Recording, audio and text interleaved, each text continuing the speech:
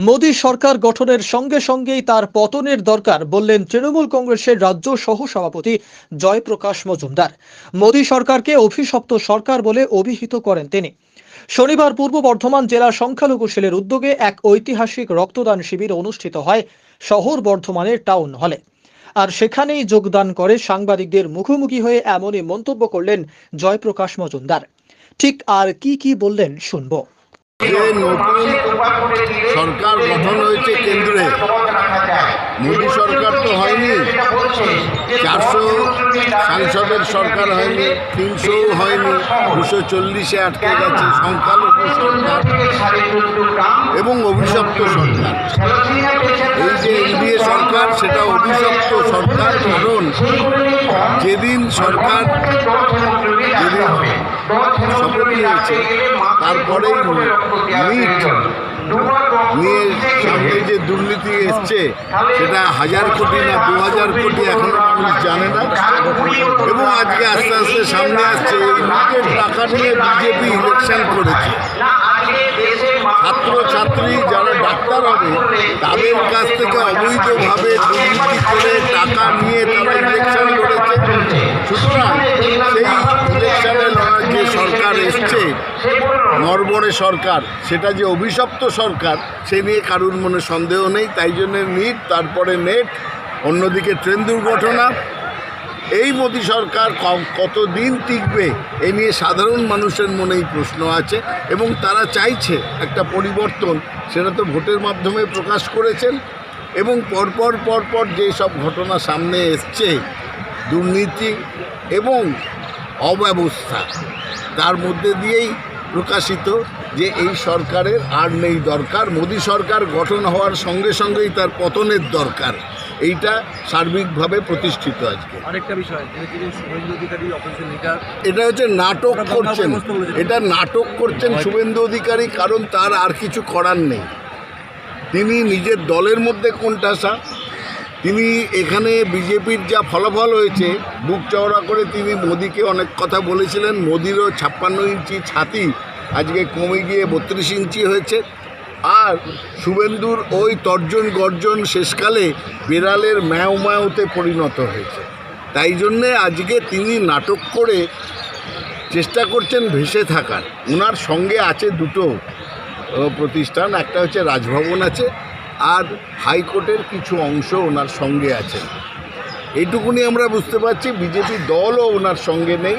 যেভাবে আরএসএস আমরা জানতে পাচ্ছি তাকে নির্দেশ দিয়েছে যে বিধানসভার বাইরে আর দলের কোনো কাজে নাক গলাবে না, তারপরেও উনি যেভাবে কাজ করছেন, সেটা শুধু নিজেকে ভাসিয়ে রাখা, প্রাসঙ্গিক রাখা এবং কোনোভাবে বাংলার যেন কুৎসা করা যায়, বাংলাকে অপমান করা যায়, সেই রাজনীতিতে তিনি ব্যস্ত আছেন। আর সেইটাই মানুষ পছন্দ করছে না। শুভেন্দুবাবুর ভালো হবে তিনি যদি নতুন করে বাংলামুখী রাজনীতি শুরু করেন, বাংলা বিরোধী রাজনীতি বন্ধ করেন, তাহলে হয়তো তার ভবিষ্যতে কিছু আশা আছে। নয়তো আমি চোখের সামনে দেখতে পাচ্ছি কিছুদিন পরে প্রাক্তন বিধায়ক হয়ে যাবেন এই শুভেন্দু অধিকারী। পারে নয়, উনি যেসব কথা বলেন তার কোনো যৌক্তিকতা নেই। বারবার তর্জন গর্জন করে, অনেক ডেট দিয়েছেন, ডেট পে ডেট, তারিখ পে তারিখ, তারিখ পে তারিখ, এই তারিখে এই করব, হ্যান কারেঙ্গা ত্যান কারেঙ্গা, আমি সরকার সরিয়ে দেব, মমতা বন্দ্যোপাধ্যায় প্রাক্তন হয়ে যাবেন, এসব বলেছেন। সবই দেখা গেছে। 2024-এর নির্বাচনের ফলাফল বেরোনোর পরে, 4 তারিখের পরে শুভেন্দু অধিকারীর অন্তত 4 মাস মুখ বন্ধ করে বসে থাকাই শ্রেয় ছিল। মানুষ তাতে বুঝতে পারতো যে এই লোকটা ঠিকঠাক কাজ করছে। কিন্তু উনি যে রাস্তায় গেছেন, যেভাবে তিনি আবার বাংলাকে হেয় করার চেষ্টা করছেন, কুৎসা করছেন, তাতে বাংলার মানুষ তাকে ভালোভাবে নিচ্ছে না। উনি বুঝতে পারছেন না ওনার রাস্তা নেই, উনি বাঘের পিঠে চড়ে বসেছেন, এখন নামতে পারছেন না। এবং কেন্দ্রের বিজেপিও পছন্দ করছে না, আরএসএসও পছন্দ করছেন না। ওদিকে দিলীপ ঘোষ বলছেন শুভেন্দু হাতে কাঠি নিয়ে ঘুরে বেড়ায়, সকলকে কাঠি করে। তো এই সামগ্রিক পরিস্থিতিতে রাজমাতা যাকে দাঁড় করিয়েছিলেন কৃষ্ণনগরে, তিনি বলছেন শুভেন্দু অধিকারী সব টাকা চুরি করে নিয়েছে, ওনার জন্যে যে টাকা ইলেকশনের জন্য পাঠানো হয়েছে।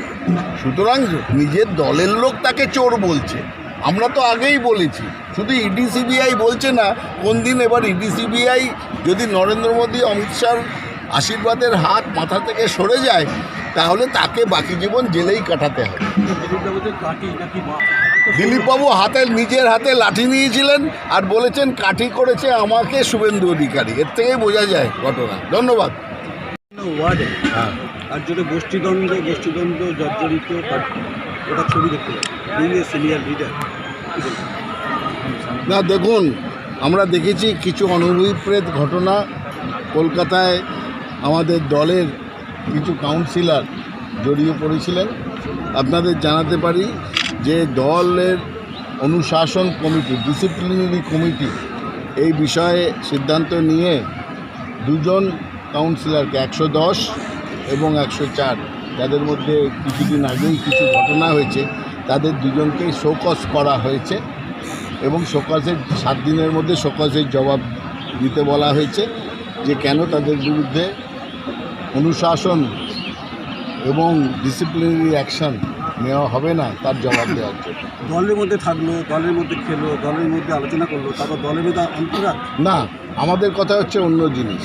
আমাদের কথা হচ্ছে, দেখুন, একটা গণতান্ত্রিক দলে, জাতীয়তাবাদী দলে তাদের মধ্যে আলোচনাও হতে পারে, তার মধ্যে সমালোচনাও হতে পারে, কিন্তু যা হবে দলের মধ্যে হবে, দলের বাইরে হবে না। তাই জন্যই তাদের দুজনকে শোকজ করা হয়েছে, এটা জানালাম আমি। আরেকটা প্রশ্ন করি, সৌমিত্র খান যা ইতি দিচ্ছে ঈশান, দেখুন, সেটা সৌমিত্র খানকেই জিজ্ঞেস করতে হবে, সৌমিত্র খানকে জিজ্ঞেস করতে হবে। এবার সৌমিত্র খানের তো ইচ্ছে আরও ভালো জায়গায় কোথাও যায় যেখানে স্থিতিশীল হবে, কারণ বিজেপির ভবিষ্যৎ স্থিতিশীল নয় বলেই তিনি ছটফট করছেন।